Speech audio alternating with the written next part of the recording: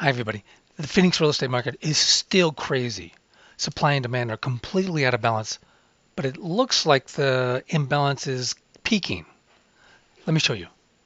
I'm John Wake. I'm a real estate agent with HomeSmart and an independent real estate economist. If you like this video, please like it. Thanks. It looks like the Phoenix real estate market has finally stopped getting worse.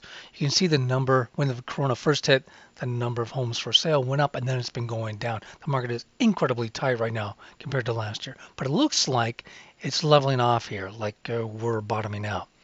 And the same with under contract.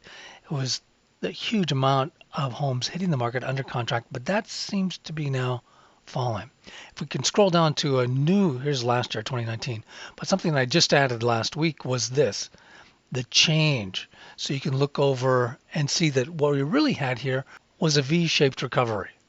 So for example, you can look at, this is the newly listed for sale. There was a spike for a couple of weeks here when things were new, but generally the number of homes that are newly listed for sale fell for 2 months. This is March, April here, and then it's been going up for 2 months, and we finally got above 1 week anyway, where it was higher than in 2019.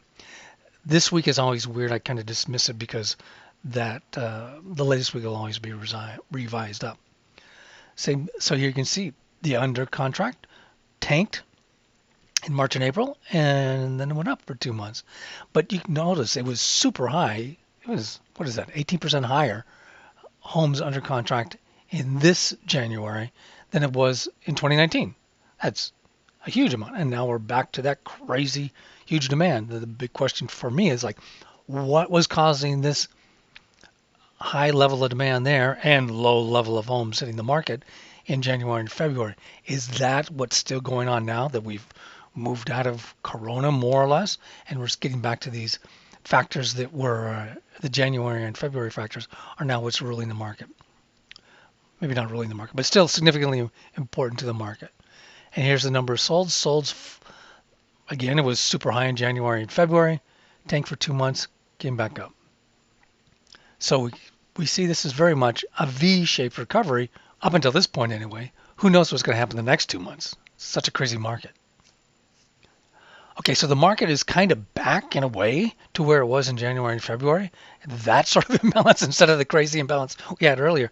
But the biggest concern is what's going to happen. We have so many things going on. What happens when the $600 a week and unemployment insurance, the extra $600, if that goes away? I don't think so.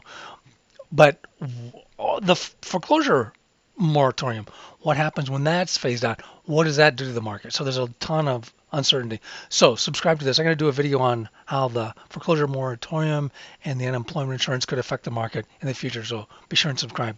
Thanks for watching. I really appreciate it. Take care.